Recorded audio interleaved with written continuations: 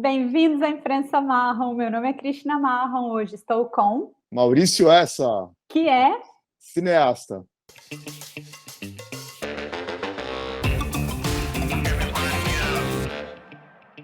Maurício, conta para o povo o que você fez para todo mundo já ficar assim...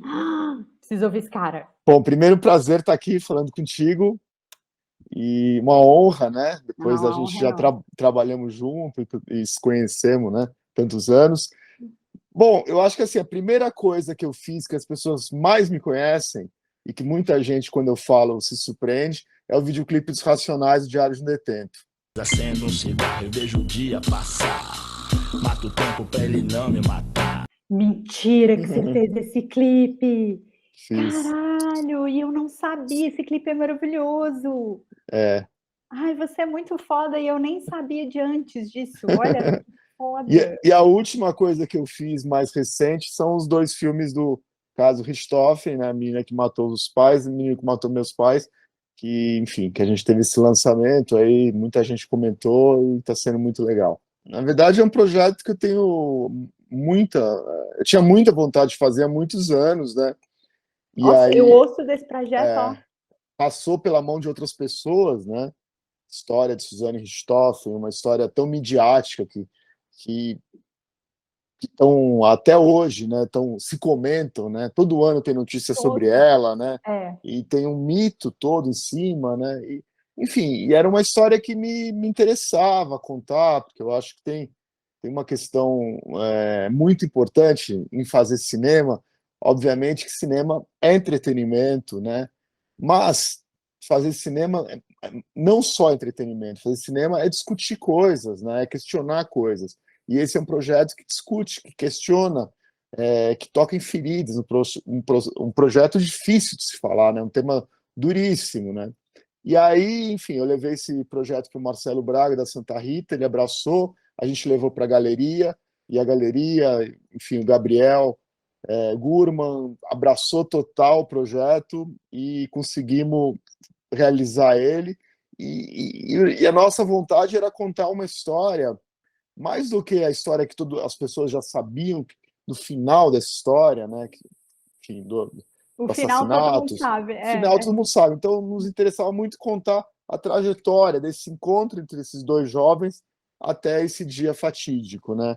E é um filme que a gente teve que respeitar muito o processo, os autos do processo. A gente teve que tomar muito cuidado, porque tem muita gente envolvida, é um processo, é uma história pesada, enfim, são réus confessos, julgados, condenados, né? E o processo, enfim, está à nossa disposição para ler. Ele é público, ele mas é público. Vocês conseguiram traduzir esses autos de uma forma que você entra na história e você torce para um ou para outro em determinado momento, e é muito louco, né? Na verdade, assim, os roteiristas, né, que é a Helena Casói e o Rafael Montes, quando se debruçaram nos autos, eles descobriram, cara, tem duas histórias aqui, cada um contou uma versão nesse julgamento, né? Foda. E aí a ideia original era fazer um filme com as duas versões, que já era super complexo. Aí o Gabriel da galeria falou, não, por que a gente não faz dois filmes, né?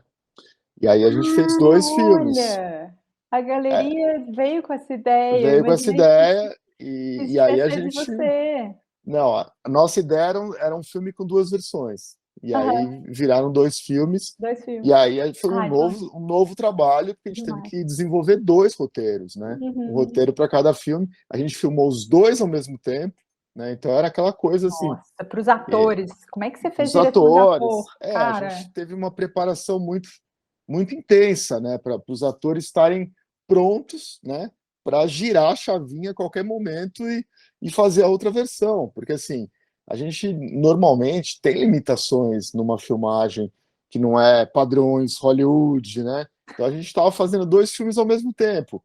Então, por exemplo, tinha dia que tinha uma locação que a gente só tinha esse dia na locação e tinham cenas que valiam para as duas versões, né?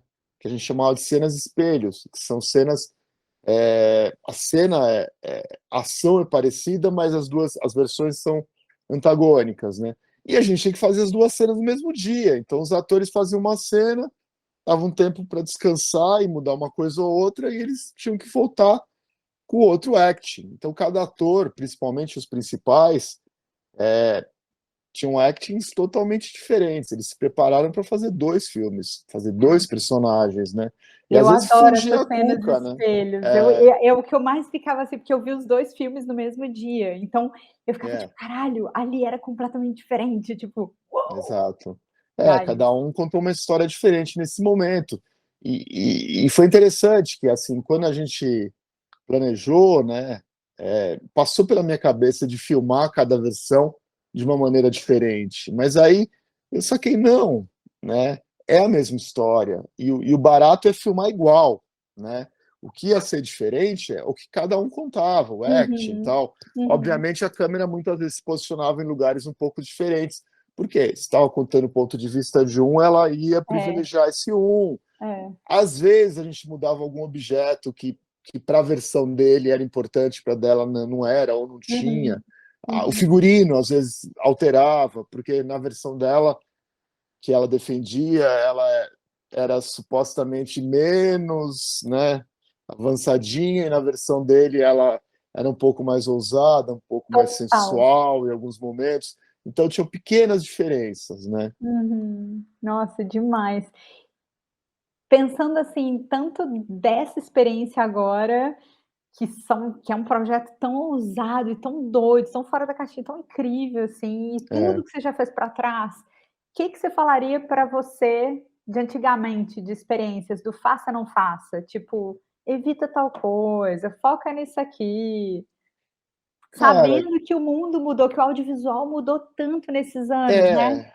é, Christian, é difícil falar, porque assim, que nem muitas vezes eu converso com molecada de hoje, eu dei alguns cursos durante a pandemia, e que é sempre uma troca incrível, né, de Uhum, experiências, porque cada um, que nem a gente falou, né, cada um tem uma história de vida diferente, uma trajetória diferente. Então hoje é muito diferente do que quando eu comecei. Se eu pudesse falar para mim mesmo, eu ia falar, faça tudo igual, porque eu sinto que eu sou um diretor melhor para mim, para o meu estilo, para minha forma de olhar as coisas, pela experiência que eu tive de vida, assim. Então, assim, eu comecei por baixo, assim, eu comecei como estagiário, limpando o estúdio, fui assistente de produção, fiz produção, fui estagiário de assistente de direção, fui assistente de direção. Então, assim, eu percorri muitos lugares da cadeia do audiovisual e consegui entender muita coisa. Então, para mim, hoje, como diretor, às vezes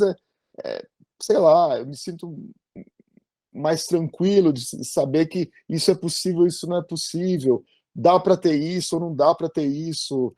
Enfim, são processos. Para mim, para a forma como eu trabalho, é melhor eu ter vivido tudo que eu vivi, né? E é interessante, porque eu fiz cinema na FAAP, né?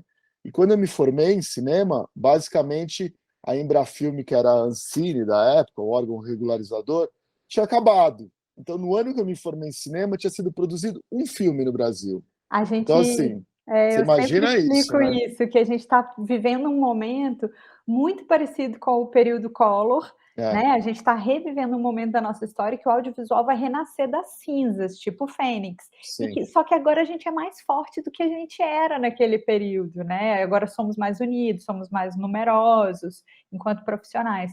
sem Mas dúvida. isso que você estava falando do passar por todas as etapas e lugares diferentes da produção audiovisual, isso te torna muito forte, porque você viu um pouco de tudo, né? Exato. Quem foi assistente de produção num set sai muito mais forte do que quem só viu um lado, né?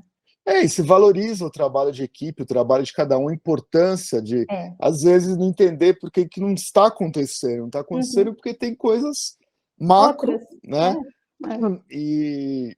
Cara, não tem jeito. Cinema é um trabalho de equipe, é um trabalho que você depende de todos os profissionais, né? É uma coisa Muito, muito conjunta, né? muito conjunto. E aí, quando eu me formei em cinema, eu não tinha mercado profissional, né? Então, eu acabei entrando na publicidade, cheio de preconceito, porque eu era aquele cara que fez cinema, achava que publicidade era se vender, né? Para o Uhum. capitalismo, não sei o que lá, cheio de sonhos, querendo fazer cinema, autoral. Uhum. E, cara, aí fui ver que a publicidade brasileira é maravilhosa, assim, Então, os melhores profissionais, melhores equipamentos, fora que a publicidade brasileira é super premiada, Super. criativa, né? Então, foi uma escola para mim a publicidade. Uhum. Falando do cineasta que eu sou hoje, é, a publicidade me ensinou, por exemplo, a, a como a como contar uma história em 30 segundos, né? Que é O uma que é coisa. dificílimo. Exato, que é uma coisa que eu pratiquei durante anos como diretor de publicidade, que é o poder de síntese. E é Uhum. o lance de muitas vezes uma imagem contar muitas coisas, Uhum. né? E que foi um ensaio para o cinema, de você, puta, você mostrar uma imagem, essa imagem expressar vários sentimentos e várias coisas, né? Nossa, Como é um depois. exercício foda. Então foi muito legal, né? E como Uhum. na sequência eu comecei com a entrada da MTV no Brasil, tarará, e eles terem essa procura por diretores jovens, diretores que não tinham grandes orçamentos, os clipes, enfim. Então, eu tive muitas oportunidades, né? Eu fiz muitos clipes, mais de 200 clipes na época da MTV, Que legal.